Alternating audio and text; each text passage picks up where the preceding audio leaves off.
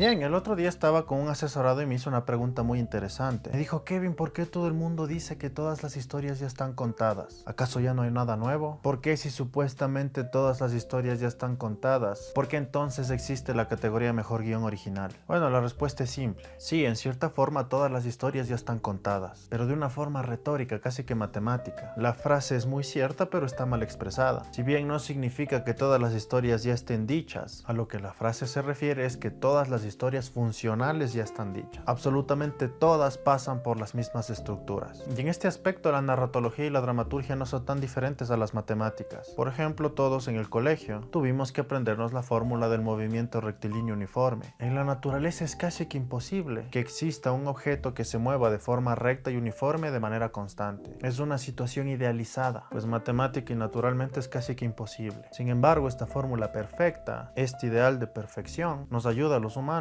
a calcular cualquier fenómeno de movimiento que por imperfecto contraste se aproxime a esa descripción de la fórmula. No sé si me hago entender, pero no es que toda la realidad encaje perfectamente en esta fórmula. No es que toda la naturaleza se adapte al movimiento rectilíneo uniforme, pero sí esta fórmula idealizada nos ayuda a aproximarnos a la realidad, pues todos estos cálculos físicos, en términos de movimiento, se contrastan a través de esta fórmula ideal. Y sé que muchos de ustedes me van a decir: ay Kevin, pero si tú mismo nos dices que contar historias no es como las matemáticas, y que por eso no existen las fórmulas mágicas. A ver, la fórmula del movimiento rectilíneo uniforme no es que sea mágica. Se necesita de cierta creatividad para poder aplicarla a lo que necesitamos de la realidad. Y del mismo modo, tienes que saber qué estructura narrativa, dramatúrgica, qué género, qué paradigma se acoplan más a lo que quieres expresar. Ahora permítanme darles un ejemplo en las humanidades. Por ejemplo, Jacques Lacan en sus seminarios, específicamente en el libro 1 y en el libro 11, divide la percepción del hombre entre lo simbólico, lo real y lo imaginario. Y bueno, como muchos de ustedes sabrán, Lacan utiliza ciertos conceptos matemáticos para tratar de esquematizar el comportamiento humano. Cuando Lacan habla de lo imaginario, se refiere a cómo nuestra personalidad está determinada por cuán diferente o cuán distante estamos de los símbolos de belleza, de moda, de sofisticación, que se nos presentan a través de la publicidad o el consumismo. Y así como lo ideal es el movimiento rectilíneo uniforme, en este ejemplo del psicoanálisis, lo ideal hoy en día serían, por ejemplo, esas páginas de TikTok que se dedican a medir la belleza de las celebridades o de la gente, a través de estos conceptos pseudo-matemáticos, como la distancia interpupilar, los ojos de cazador, el mewing y otros. Estos son conceptos ideales de belleza y por contraste, dependiendo de qué tan lejos o cerca estemos de esos ideales, se forma nuestra percepción, nuestra autoestima, nuestro ego.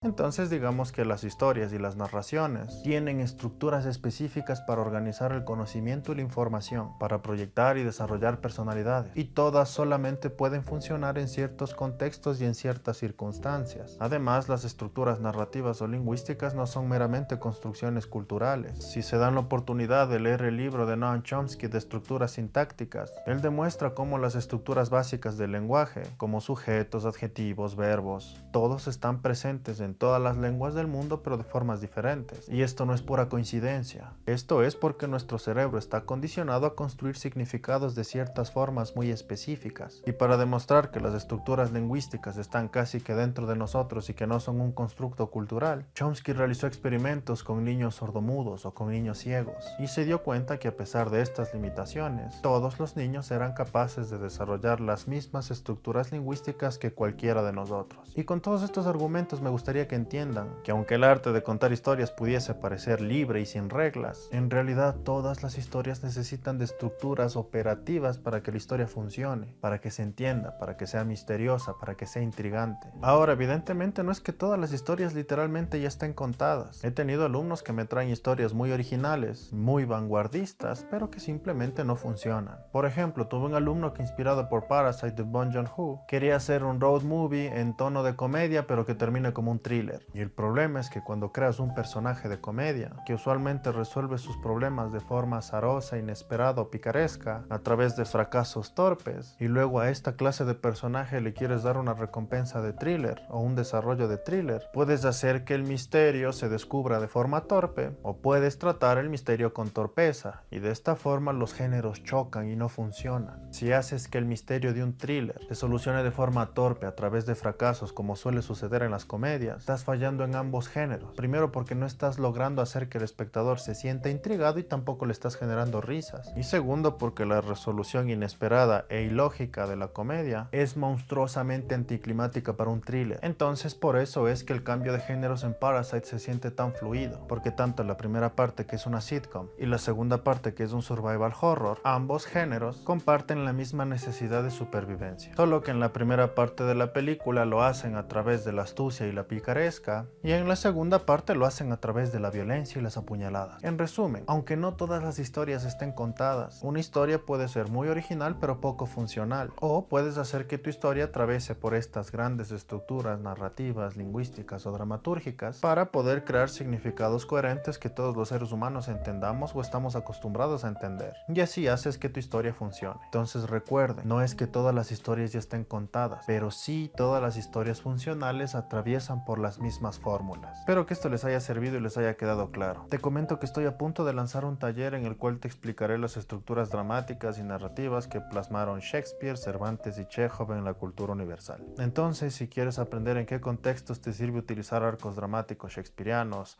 narrativa quijotesca o introspección chejoviana, te recomiendo que te inscribas. Puedes reservar un cupo ingresando en el enlace que está en mi biografía. Recuerda que solo tengo 30 cupos disponibles.